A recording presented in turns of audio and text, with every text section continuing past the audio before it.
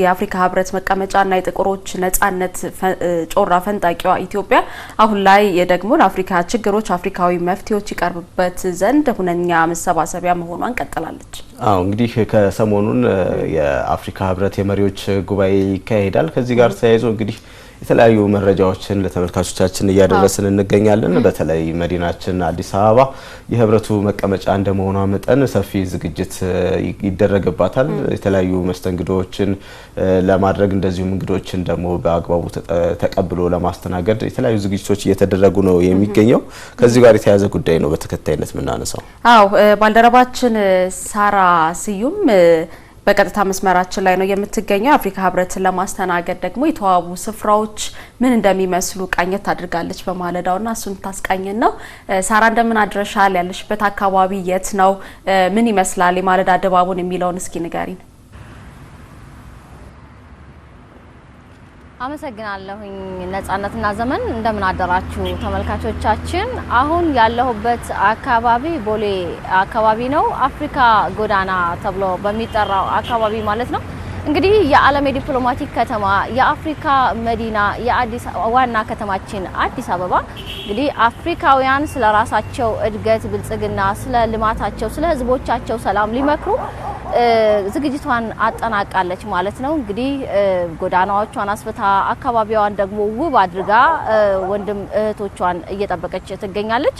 እንግዲህ ዛሬ የአፍሪካ ህብረት የመሪዎች ጉባኤ ሊካሄድ ጥቂት ቀናቶች በሚቀሩበት ወቅት ከሱ ቀደም ብሎ ደግሞ የሚኒስትሮች ምክር ቤት ይካሄዳል። ከሰዓት ጀምሮ እንግዲህ እንግዶች በዚህ በቦሌ ዓለም አቀፍ አየር መንገድ የሚገቡ ነው የሚሆኑት። እንግዲህ እንግዶች ሲገቡ ደግሞ አዲስ አበባ በየጊዜው አዳዲስ ነገሮችን እያስመለከተች ትገኛለች።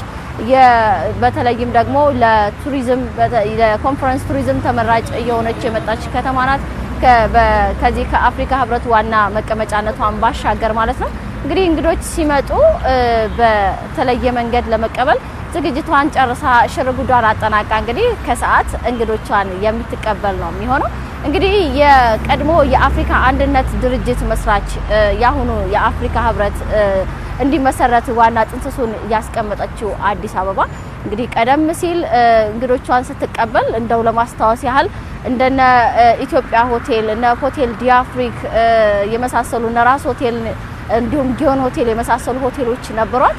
አሁን ግን በጣም የዘመነ በዓለም አቀፍ ደረጃ ተወዳዳሪ ሊያደርጓት የሚችሉ የተለያዩ መሰረተ ልማቶችን ያሟላች ከተማ በተለይም በየጊዜው ለኮንፈረንስ ቱሪዝም የምትመረጥ ከተማ እየሆነች መታለች። እንግዲህ ከሱም ጋር ተያይዞ ከተሞች በየጊዜው እየሰፉ አዳዲስ ነገሮችን እየጨመሩ መጥተዋል። ቀደም ሲል እናንተም ስትጠቅሱት የነበረው የዚህ የሰው አልባ የፖሊስ ጣቢያ እንግዲህ እዚሁ ከተማችን አዲስ አበባ አሁን ባለውበት በአፍሪካ ጎዳና አካባቢ ነው እንግዲህ የተመሰረተው። ይሄ ደግሞ ከተማዋ በየጊዜው እየዘመነች መምጣቷን አዳዲስ ነገሮችን ወደ ዲጂታላይዜሽን እያደግን እየመጣን መሆኑን ማሳያ ነው። በተለይም አፍሪካውያን ስለ ችግሮቻቸው፣ ስለ አንድነታቸው፣ ስለ እድገታቸው ሲወያዩ ደግሞ ከዚህ ከአዲስ አበባ ይዘዋቸው የሚሄዱ ሊማሯቸው የሚችሉ በርካታ ነገሮች እየተመለከትን ነው የምንገኘው። በተለይም የፕሮጀክት በአጭር ጊዜ ጀምሮ መጨረስን ውብ የሆኑ ከተማዎችን መገንባት በራስ አቅም እንደሚቻል የሚያሳይ ነው የሚሆነው። እንግዲህ እንግዶቻችን ከሰዓት ሲገቡ ደግሞ በተለየ አካባቢ ከከሰዓት ጀምሮ የተወሰነ የትራፊክ መጨናነቅ ሊኖረው ይችላል። ተመልካቾቻችን ከወዲሁ ደግሞ በተለይ ከሰዓት በኋላ ሌሎች የመንገድ አማራጮቻቸውን ከስራ ሲመለሱ ቢጠቀሙ መልካም ነው እንላለን። ኢትዮጵያዊ በሆነ ሴት የኢትዮጵያን ባህልና ሴት በሚያስተዋውቅ መንገድ በተለይ ጎዳናዎቻችን ደግሞ የአፍሪካ ዋና ከተማ እንደመሆኗ የአፍሪካውያን ቤት እንደመሆኗ በተሻለ መንገድ አፍሪካውያን መተው አይተዋት በተለየ መንገድ እዚህም ያለንን አቅም በጋራ ልንሰራ በምንችልባቸው መንገድ የሚመክሩ እንደመሆኑ አካባቢያችንንም ሀገራችንንም የበለጠ እንዲያዩልን የሚያደርግ ዝግጅት ነው እንግዲህ እየተመለከትን ያለ ነው።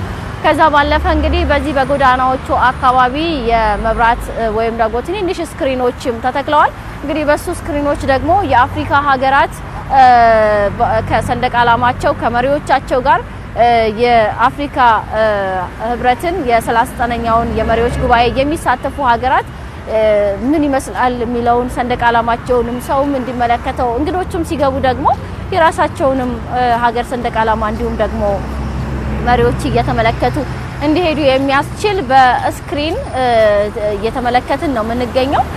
ጎዳናዎቹ የቀለም መቀባት ሌሎች ስራዎች እንግዲህ ተጠናቀው እንግዶቿን የምትቀበል ነው የሚሆነው። እንግዲህ ኢትዮጵያውያን ደግሞ እንግዳ ተቀባይ እንደመሆናችን አፍሪካውያን ነንና በአፍሪካውያን በኢትዮጵያዊ እሴት እንግዶቻችንን እንድንቀበል እንግዲህ ከወዲሁ የተለያዩ ጥሪዎች እየቀረቡ ነው የሚገኘው። ያው እንግዲህ ለኢትዮጵያውያን አዲስ አይደለም ይህ የመሪዎች ጉባኤ በተደጋጋሚ ጊዜ የሚካሄድ እንደመሆኑ ያው ህዝቡም በጉጉት የሚጠብቀው እንግዶች ሲመጡ በተለያዩ በየጊዜው አዳዲስ ነገሮችን ባህሎቻችንን እሴቶቻችንን የምናስተዋውቅበት ሆኖ እያለፈ ነው የሚገኘው።